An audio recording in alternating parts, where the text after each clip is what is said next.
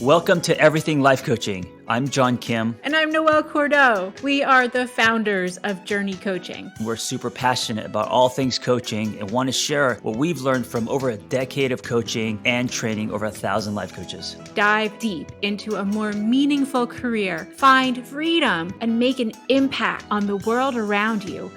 Hey guys, on today's episode, we're going to talk about coaching through grief. Grief is a huge topic, and coaching is an important part of going through the grieving process. Noelle, good morning. Good morning. Thank you for tackling this topic with me today. Yeah, speaking of grief, I feel like I've gone through it already, and it's only like 9 a.m. I know. Everyone, John has had a very rough morning, so we're going to create a safe space for him to share his feelings about dishwashers. Yes, all the things that life throws at you at one time. So let's talk about grief and coaching through grief. Absolutely. And the setup that I want to give to this conversation is that a lot of times when we think about grief, it tends to be associated with a very specific loss of death.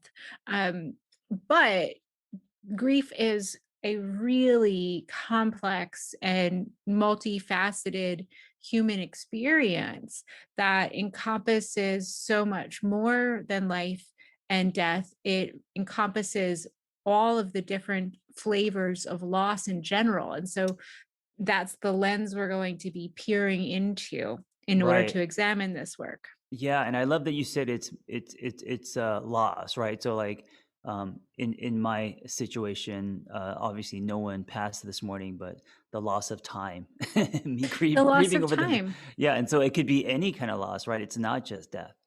Yeah, and I'm really glad you brought that up because one of the concepts that we're going to examine is the idea of a lost possible self. Oh, that's interesting. Yeah, so when we were checking in this morning and you were talking about the fact that, life has changed. You're juggling childcare, your child's needs, working with a partner, your job, Yeah. maintaining a household. There is a self that you once inhabited that is no longer with us. Yeah, absolutely. The John Kim that was completely free without responsibilities. I mean, other than, just work stuff, that would, eat donuts and ride his motorcycle all around K-Town. That person is gone. And now there is, everything has to be on a Google Calendar, and there's mouths to feed and mortgages to pay and all that. And so, yeah, so that old part of me is gone. And I could definitely be going through a grieving process. Absolutely. And, the pandemic is real. And every single one of us has experienced through this time some measure of loss and grief. And it may have been a person that you lost, it may have been a job, it may have been an aspect of your identity, or even aspects of connection. Um, so grief is heavy right now Yeah. contextually for everyone, and we can honor all of the different parts of ourselves and hold them equally and not minimize and say one person's loss is stronger or greater than another, because it is so subjective. Right, right. So where do you want to enter when it comes to coaching people through grief? Oh, I think the fact that this experience is universal Hmm. is something that's important to acknowledge. And there are a couple of theorists that I really like. Elaine Houston is one whose work we're going to look at today. The concept of the lost possible self comes from Caroline Miller. And then Kristen Neff, her work in self-compassion really centers on understanding that humans are inherently connected through suffering, and that when we're looking to find compassion for ourselves in moments of pain, it is sometimes comforting to say, oh my gosh, every other person in the world that I can look into their face and their eyes has had a similar experience. Right. Yeah, absolutely. I think grief is one of those things where it connects us on a human level because it's just part of life. Like there's no one who hasn't gone through some form of grieving process. Yeah, yeah. Yeah. And so, then that begs the question, how do we deal with this in coaching? Because a lot of times, therapy is the most appropriate modality for deep grief, for deep loss, for deep anguish. But coaching does hold a place for the ritualistic aspect of moving past those depths. Yes, and I think one of the misconceptions about coaching is that, when you're talking about something heavy and deep like grief or trauma or things that may fall under the umbrella of therapy or therapeutic, that as coaches we can't handle that, and that's not true. We just have a different angle on that topic. Spot on. So the ritualistic tenets that we're looking at are the future focus, the art of Hmm. letting go, the concept of self transformation. And specifically, what we're going to work on today is looking at the applied positive psychology lens of the role of honoring. Mm. I love that idea of honoring that. To me, when I hear that word, I feel like that is forward driven. That is, there's acceptance in that word, honoring. Yes. Yeah. And very specifically, from a psychodynamic perspective, when we take time to reflect and honor, it plays a significant role in developing the muscle of emotional acceptance. So, the way this works is that rather than dwelling on stories of loss and despair, which are important, bring those to therapy, folks.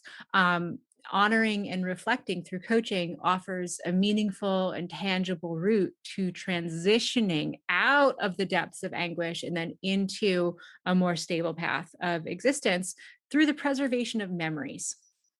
So, can you give us an example, or we could just do what we usually do? If I was to use my example of me grieving the loss of my old self or my old life, um, what would honoring look like with me today?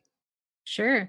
I think we can do both. And I think they fit really beautifully in tandem. So when I first learned about this work and when I first started doing it from a coaching and an applied positive psychology perspective, one of the aspects of my own existence that I was coached through was a period of time after my divorce, before my PhD, before JRNI, where I was grieving the loss of my identity as a mother. Mm, That there was a period of time after I got divorced when I was 29, right. that I really came to terms with the fact that I had always thought I was going to have a lot of kids, and that probably, given the different life paths that I was actively choosing, wasn't going to happen. Yeah, what's interesting about this is um, you were grieving an idea. You know what I'm saying? So it's not even like because you weren't a mom, but the idea of being a mom and possibly something that you saw yourself being, and that was possibly going to be a big part of your life. The idea of that, once you realized maybe it wasn't going to happen, there's loss in that. So that's really interesting to me. That even if it's not a thing that actually has happened, but it's an idea of something that could have or should have happened. Absolutely. And let's really flesh it out, because this is a great example of the kind of discovery that you would do in a coaching conversation like that. So everyone noticed that John led with his natural curiosity, that from your perspective, that was an idea that I held. So the way in for coaching is to lead with that natural curiosity, and the way out for a client is the sharing of stories that help give meaning and loss, to remember that they're not alone, and that you can share these stories, this identity, whatever it is, with someone else. So I can flesh this out a little bit for you. Hmm. At the time that I was grieving this loss, my ex-husband and I were building a house, and Oh, that house had a nursery in it, and that house had a kitchen and a huge backyard and a right. dog run, and the property was situated right next to a tomato farm. And I had spent a lot of time visualizing my life as a mother, where the children would play, that I would be Yeah. able to take my kids to a farm every day, that we could pick fresh vegetables. And so, beyond an idea, that was a really formed aspect of my existence that truly went up in smoke. Yeah, and I also never knew this about you, but the idea that you had was literally being built in front of your eyes. So the dog Mhm. run, the nursery, and so that definitely makes it more powerful. Absolutely. And then you've really had the opposite experience of Right? Not the not even thinking about kids or wanting kids, and then it was like the just being delivered at my door one day. Mhm. And so you kind of got tossed into, the existence that I was really craving. Yeah, isn't that funny? Because it's such a that's just how life works. That's like a, Yeah. a strange rule of life that it's usually the opposite in how things unfold. Yeah. So, what do we need to know is that when we're working in this way with clients, it's extremely personal. And we really have to make sure to create space for clients to tell their stories. Because just as Hmm. that's something that you never knew about me, if you didn't take the time to hear the story, you'd be missing a lot of the information and might be rolling with an assumption that, oh, this was just an idea that I carried around. But no, this was really a massive, part of my life. Um, Other things that we have to know is that we all have in common the certainty of loss and Hmm. the pain that accompanies loss, whether it was John's mourning dealing with his child in a dishwasher, or whether it was, my experience with selling the house that I was going to raise children in. Um, that pain is a physical weight. It is a physical sensation and it's real. And so when we're working in this way, it's important to give spaciousness to the coaching session and to be as heart centered and as heart open as we can, because there is no right or wrong way to grieve. And remembering, reminiscing, and honoring can help us make sense of things. Yeah, not minimizing. Not minimizing. Yeah. So there's a couple, there's two processes here. So the first one comes from Elaine Houston, and it is a narrative exercise of walking through the past self or the loss in a very strategic way. And then the second one is the lost possible self exercise that comes from Caroline Miller. So let's start with Elaine's work.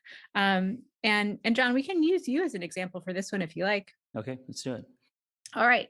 So when we're rolling through this, we want our client to take as much time as we need to think about the following questions and write their responses. Your client does not have to share their responses with you because they are so personal. So if your client wants to share, cool. If not, that is private, it's for your client. So Hmm. we want to prompt our clients to name the loss. So, John, what has it been for you? Let's name the loss.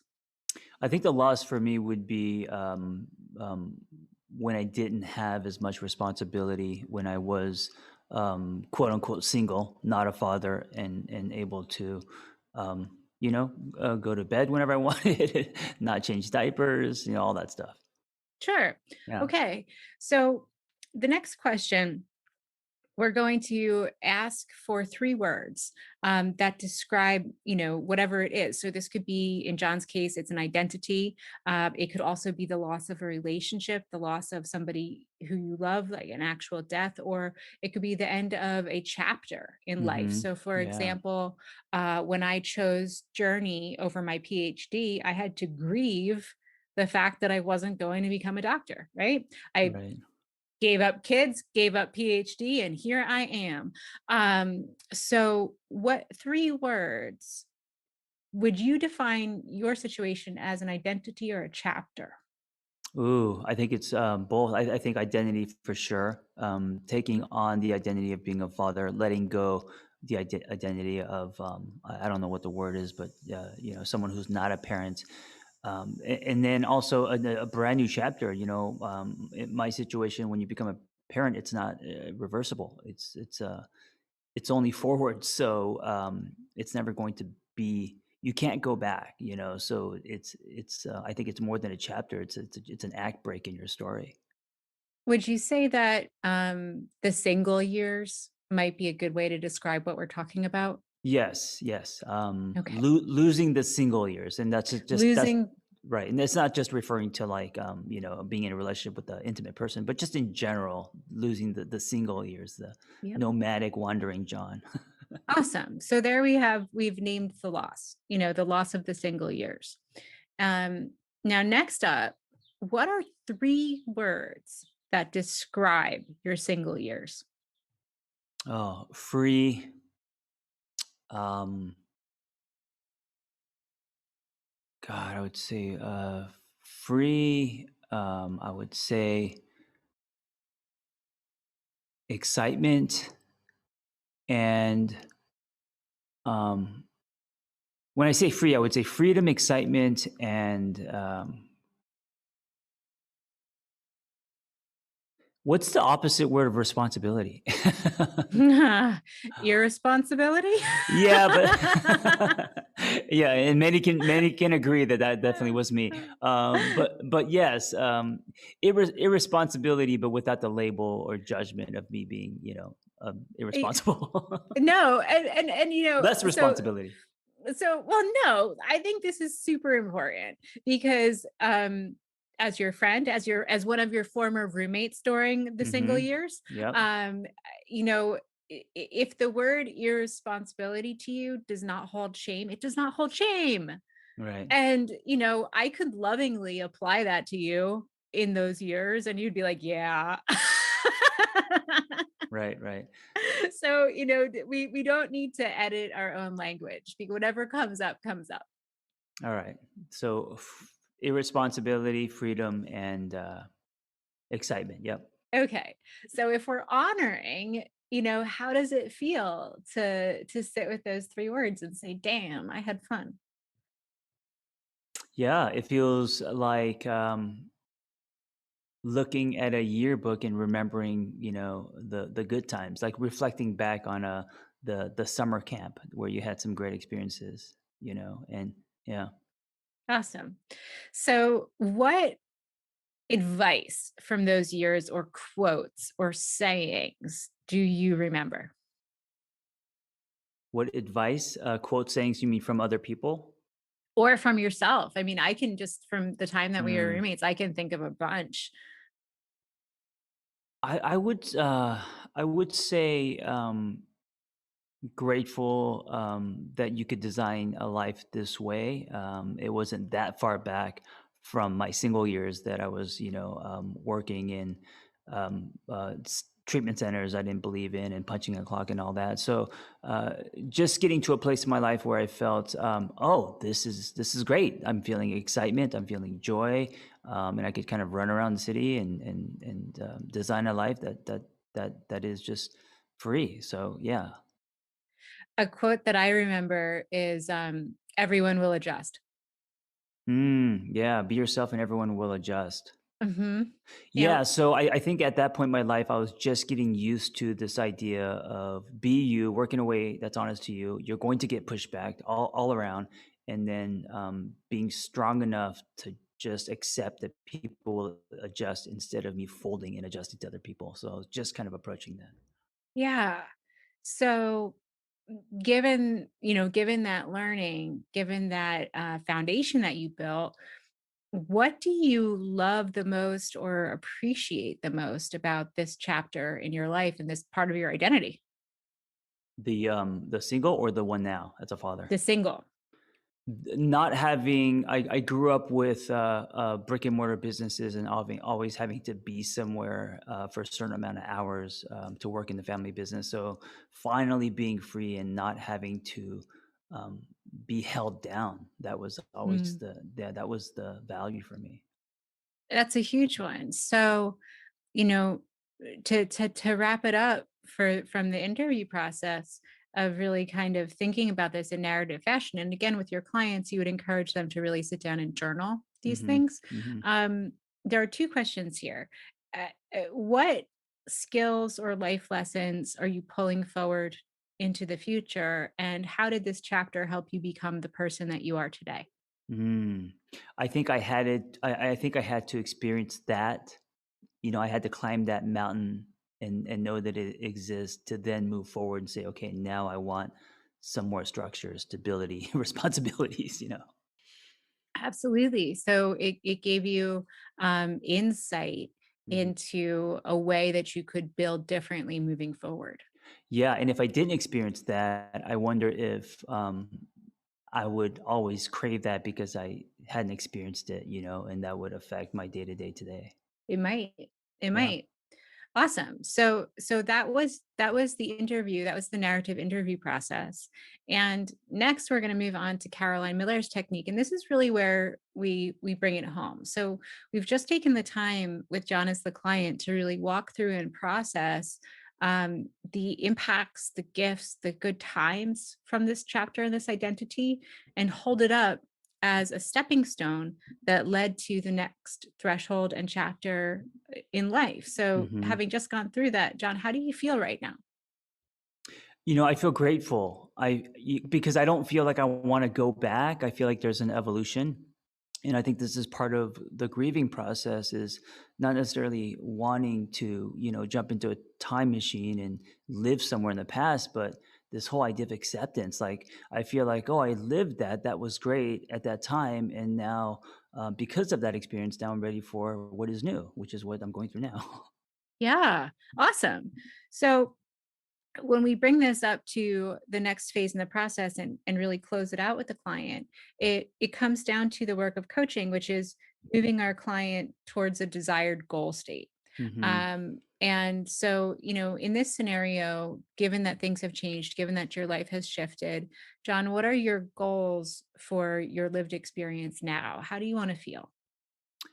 I want to feel some of those same feelings, but poured into this new life with structure, responsibility, and raising a daughter, and being kind of pulled in many directions and being open about it.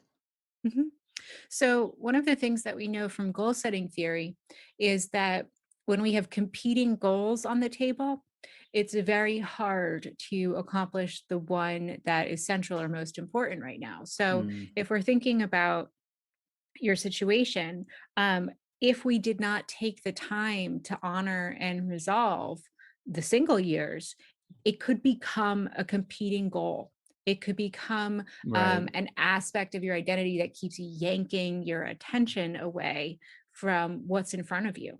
Yeah, this is the same thing happens. This is the same thing that happens when you play back old relationships, and instead of honoring, kind of living there and wanting them back, which is Yeah, dangerous. Yeah. a- absolutely. So, to bring this into the fore in the space of coaching is to really help your clients square with that acknowledgement that life needs to move on. hmm And part of that process is acknowledging that, hey, there is a lost possible self here. There is a lost identity. You have a child now. You're never going to go back to being the single years John, in a very real and concrete way. And Yeah. so it's important to close that chapter. And Yeah. so the exercise is to write a letter to your past self and to really honor the past version of you, to tell the younger years John how awesome life is now and what joy and mystery you've been able to find in raising a child, and how the comfort and stability of home, while hectic sometimes, feels really good in ways that you've not been able to imagine previously. Yeah, I love the idea of honoring, respecting, thanking parts of your story as if Mhm. that part of your story is a person. That's really powerful. Yes. And then making sure that we're bringing that part of our identity along with us. We're not shutting out the single years, John, and saying, you don't get to come and play anymore. We're saying you do get to come and play, but we're doing things differently. And here are all of the things that you can look forward to. Right, right. Yep. And so once we complete that process of writing the letter, Caroline Miller recommends literally burning or washing it away to ritualize significantly the Mhm. fact that there has been a chapter closed and there is now a chapter open. Oh, I love that. I'm gonna tie that letter. I'm gonna print that letter out, tie it to the back of the antenna of my motorcycle, and ride it to the gym, and it will um, float into the sky as I ride. That would be my dissolving of that letter. That was amazingly dramatic.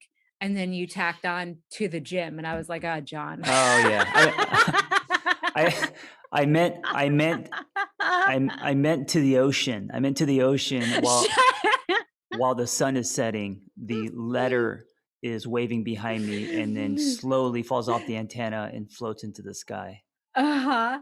Uh-huh. as the I sun love you. sets. Yeah, I love you so much. And this is a great example of know thyself. John isn't riding to the ocean, guys. He's riding to the gym. Like yeah, that is true.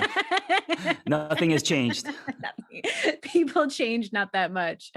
All right. So this was the process. How was it for you? Yeah, I think it's great. And, I also want to remind anyone listening that grief is a giant net, meaning it's not just about someone dying. I mean, grief can be applied to so many parts of your life. And even, in today's discussion, the old parts of myself, becoming a dad, there's grief in that. So the good thing about coaching in grief is that it's so wide, and you can help so many people, and it's not just about someone losing someone to death. So Mm, absolutely. yeah. Well, thank you for being my partner with this today. And as always, if you'd like to join in these deep and wonderful, rich conversations, come see us at Journey Coaching.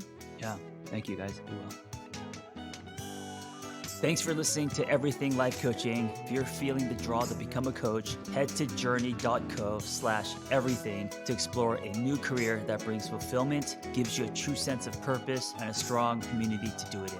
We created Journey Coaching to equip you with the tools, training, and community you need to attain your goals. Join Journey Coaching and begin your journey towards personal freedom and a transformative state of growth today. That's JRNI.co/everything.